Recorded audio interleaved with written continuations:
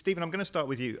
Many films take many years to come to fruition, and others fall into place much more quickly. Can you tell us which category the Post falls into? Oh, there's only one category the Post falls into, which is like instantaneously. A lot of my movies take a long time to develop. I buy books, I develop scripts. Years go by, I make other movies instead. It percolates, it comes back into my life. I finally get around to making them. And this was in my entire, span of 49 years professionally directing.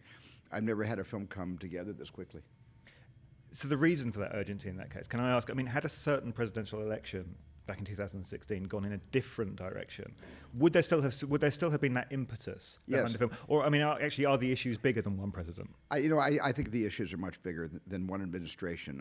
I had the election gone a different way, I would have still found a real urgency to tell the story, because the first thing that attracted me to the Post was Katharine Graham, was her story, was her evolution as a real person of real potential power that did not really have the facility to exercise that power because she hadn't quite found her center of gravity. She hadn't been able to find how to use her own voice.